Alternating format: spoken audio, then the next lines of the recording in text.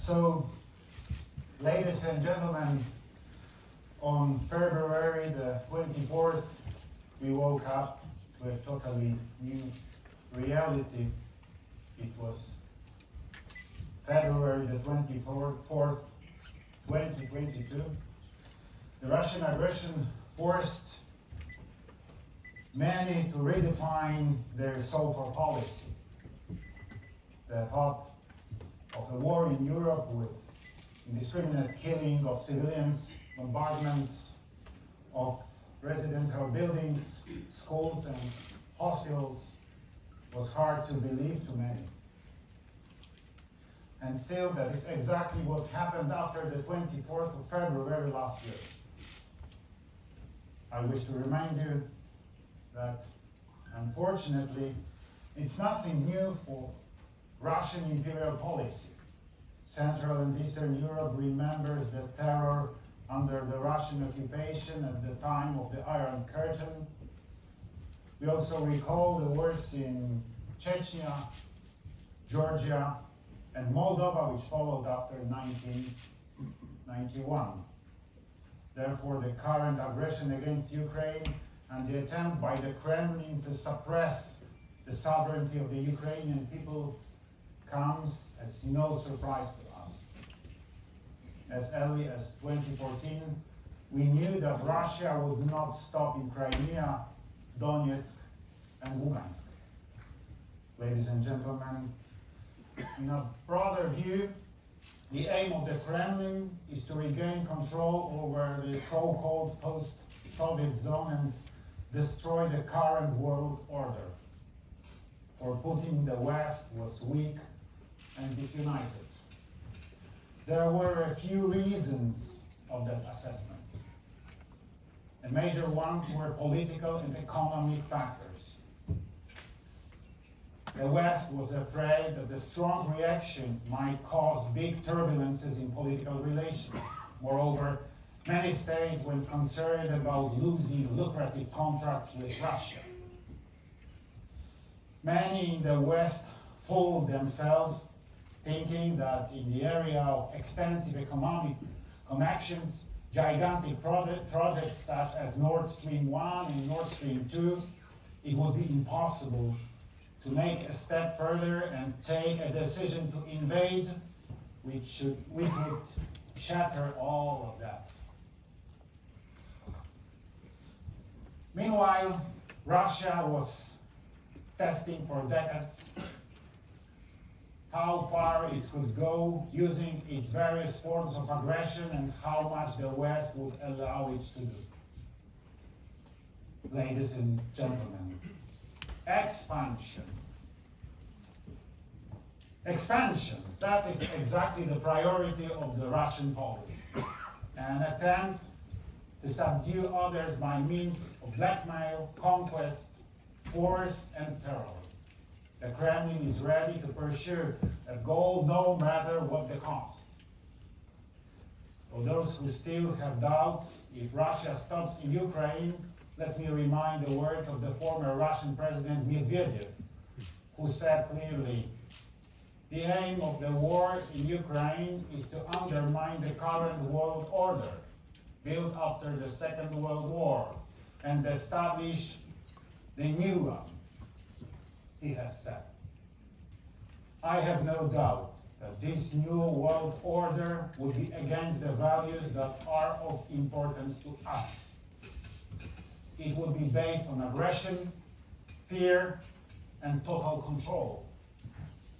There would be no respect for freedom of citizens, the value of human life, the rule of law, and democracy. Ladies and gentlemen, we must redefine, once again, the so-far perception of threats. This moment is especially crucial for Europe, which has to stand up to the biggest challenge since the Second World War.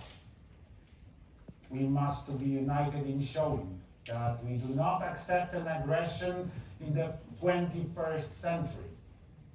We have to stress loud and clear that we do not agree to the violation of international law which we had established based on our shared values of freedom, equality, sovereignty, and independence of nations. Let us also bear in mind that today's conflict in Europe has a much broader dimension. Russian aggression has global consequences. It's proved by the crisis Russia has caused, the energy and food ones. They affect Asia, Africa, and the Middle East alike. In the long term, this crisis will spill over and impact all regions of the world, ruin our economies, and hinder the development of states. Our resolute response should also be a signal to those who adhere to different principles and are inspired by the Kremlin's activities. Weak opposition will serve as an incentive for those potentially aggressive countries to start actions in other regions of the globe which may be harmful for all of us. That's why our response has to be swift, strong, and efficient. Distinguished guests, ladies and gentlemen, Poland understands this perfectly well. That's why, since the launch of the Russian invasion, we have been supporting Ukraine in international forums, seeking backing for Kyiv as well as condemnation and sanctioning of the Kremlin. We have been supplying extensive aid both in Poland and in Ukraine.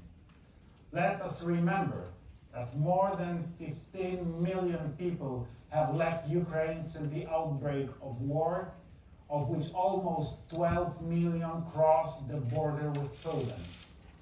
Most of them are elderly persons, women, and children. They found shelter in Polish homes, welcomed by Polish families, and not in refugee camps. Frankly, there was no need to build refugee camps because all the people who came from Ukraine, they found accommodation among Polish families in Polish houses, in Polish homes.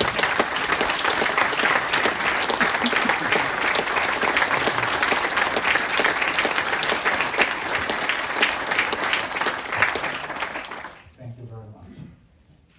Over the last year, we were able to set up a huge logistic hub in Poland, which allows for the transfer of humanitarian and military assistance to Ukraine. For those who were not willing to leave their homeland and whose households were destroyed, we have established, along with our British friends, a temporary container town in Lviv.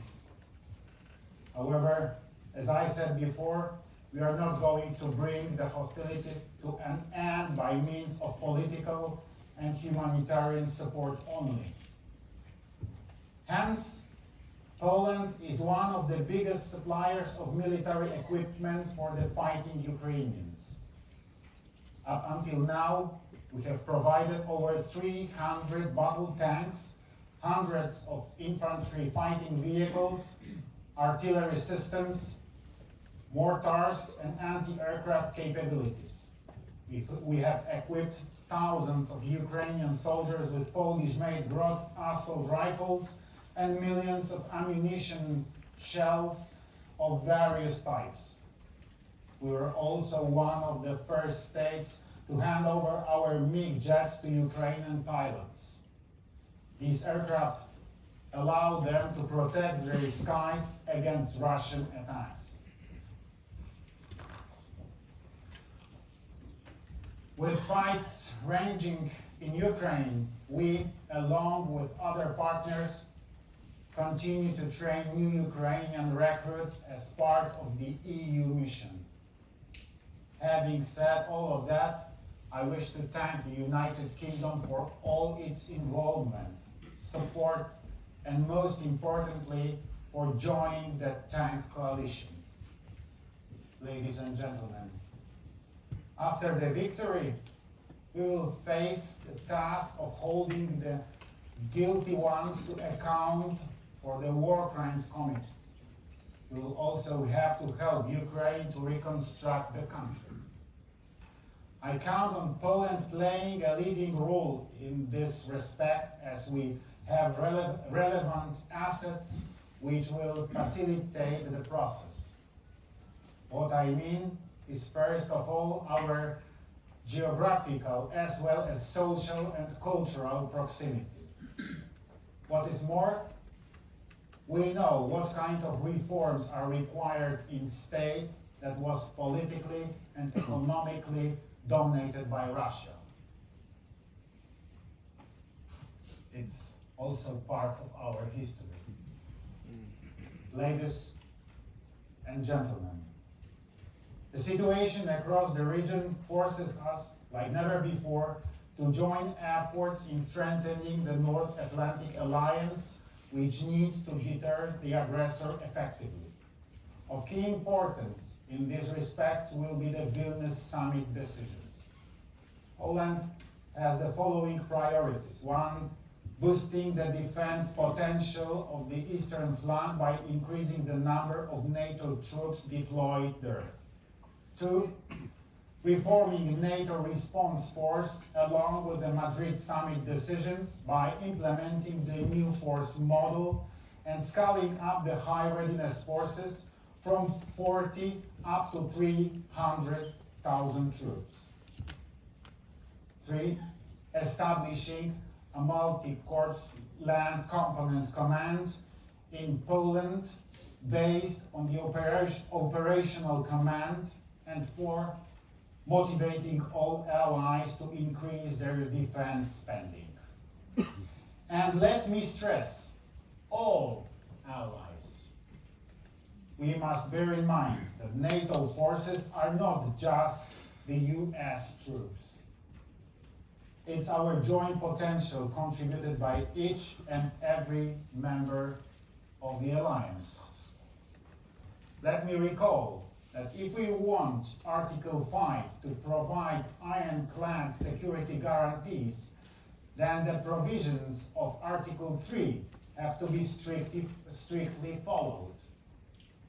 And Article 3 stipulates that every one of us, each NATO member, has to individually maintain and develop the capacity to resist armed attack. In order to effectively deter an aggressor, what we need is not only the effort of the alliance as a whole, but also our own one.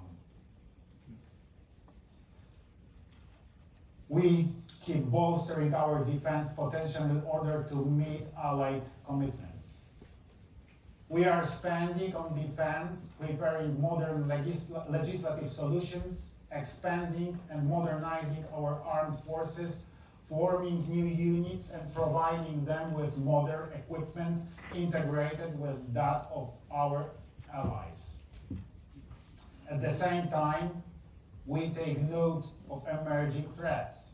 That is why we continue to develop our capabilities across all domains, including especially in cyberspace. All of it is costly, but the Polish society understands why we are developing our armed forces and why we are helping Ukraine by supplying it with part of our equipment. For Poles know perfectly well that the cost would be even higher if Ukraine lost. I'm glad that we are not alone and we are developing capabilities along with our strong allies. Polish-British military cooperation is historically important and it goes decades back. Currently, our forces are involved in allied operations and exercises around the globe.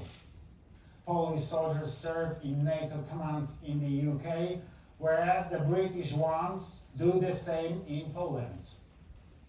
In 2022, British engineering troops helped to protect Polish border in the aftermath of the Belarusian hybrid attack. Moreover, starting this year, we have a British company of Challenger 2 tanks deployed in Poland, as well as soldiers stationed together with a Sky Sabre air defense system. We are implementing a number of bilateral projects as part of the military technology collaboration. And by doing so, we maintain a dialogue which contributes to a stronger industry and more robust defense capabilities. Together we can do more. Therefore, I appreciate the so far engagement of the British on the European continent, both on bilateral as well as allied level. Ladies and gentlemen, dear friends, as I mentioned at the beginning of my speech, the challenging international situation today requires our involvement also beyond our region. We must start to talk together with the countries of the global south, especially Africa. I see a special role for Poland in this respect, whom they consider a credible partner. Lack of my country's colonial past might help us all in these contacts. Distinguished guests, ladies and gentlemen, in order to restore the global order based on our shared rules of equality, respect, and sovereignty with respect for international law, we must respond to aggression in a united way and discourage anyone willing to try and change the world by force. Europe must stay united and help Ukraine. It's only with our help that the end of this war will be possible. It's only with our help that those guilty of the committed war crimes, rapes, murders, the destruction of houses, hospitals, and schools will be held to account. We must also be open towards other regions in the world. In this way, we will be able to jointly bring back stability and international security. I thank the United Kingdom for its cooperation to ensure security in Europe. Thank you for supporting Ukraine and for your clear stance on the Russian aggressor. We are strong in the alliance. We are strong together. Thank you very much.